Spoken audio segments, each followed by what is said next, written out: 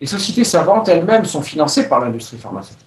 Et donc les sociétés savantes, disons, sont complices de ce message erroné. Donc un médecin traitant, un médecin généraliste qui voit arriver un patient à qui on a prescrit une statine, il n'ose pas l'arrêter, même si le patient se plaint, parce que ça a été prescrit par un cardiologue, par exemple, ou bien parce que le patient a été extrêmement anxieux, etc. Donc, ce qu'il craint, c'est un retour négatif, c'est-à-dire qu'il craint d'être poursuivi. Imaginez que vous arrêtez un médicament chez un patient et que 3 ou 6 mois plus tard, il fasse un infarctus. Ça n'a rien à voir avec l'arrêt du médicament, c'est un patient à risque, il n'a peut-être pas suivi bien les conseils du mode de vie qu'on lui a donné, etc.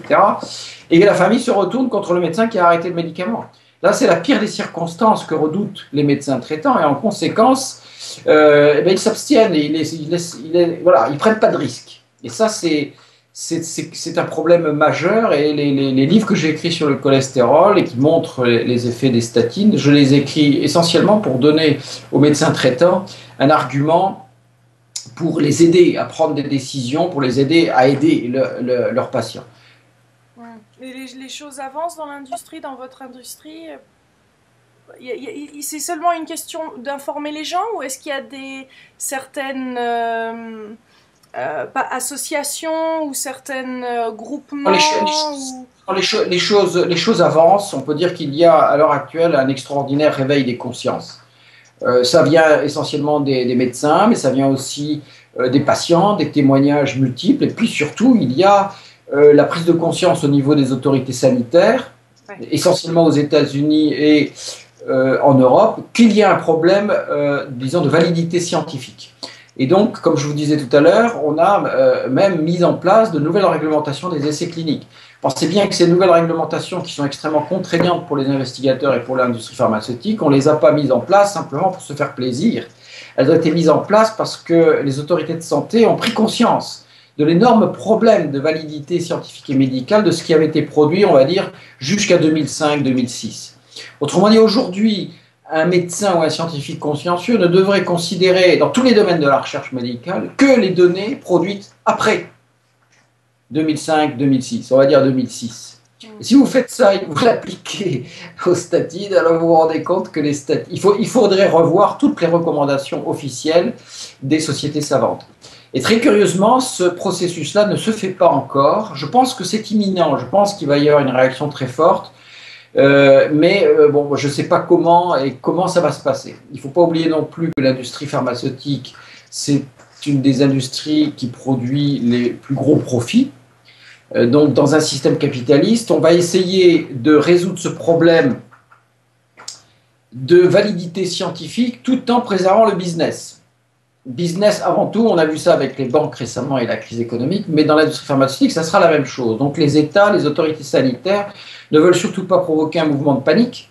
Si vous avez 30 millions d'Américains qui ont pris des statines pendant X années et qu'un beau matin vous leur dites que vous avez augmenté de 50% leur risque d'avoir un cancer et que les données existent en fait depuis 10 ans, vous vous rendez bien compte que tout le monde est mal.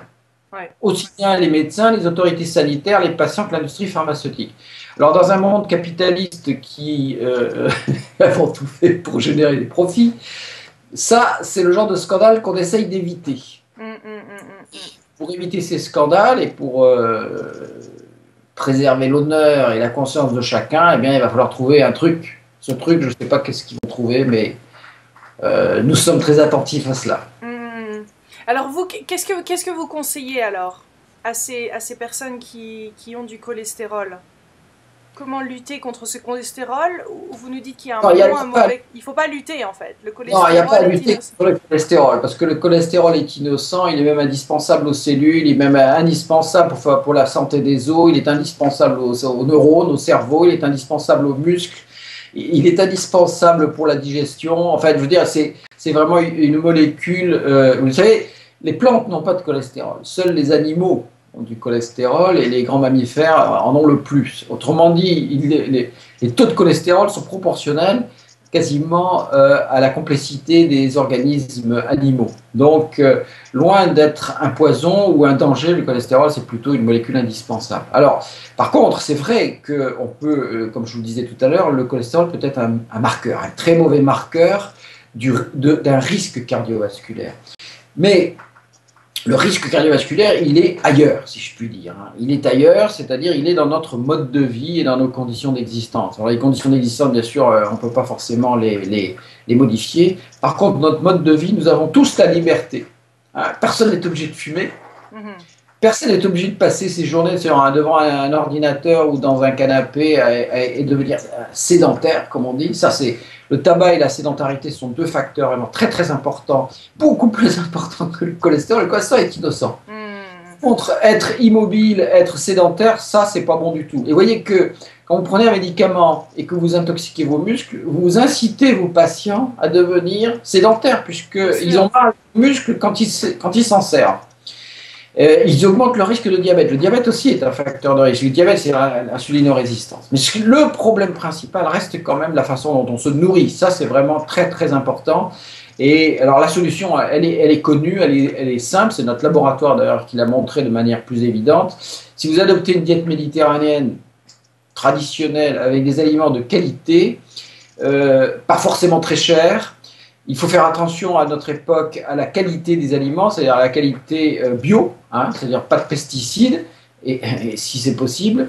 Et si vous adoptez une diète méditerranéenne, alors votre risque de faire un infarctus ou un accident vasculaire cérébral devient très très faible. Et puis si en plus vous n'êtes pas un sédentaire, si en plus vous ne fumez pas, et que vous avez la chance de vivre dans des conditions, disons, écologiques, pas trop perturbées, votre risque de faire un infarctus ou une maladie vasculaire devient très très faible.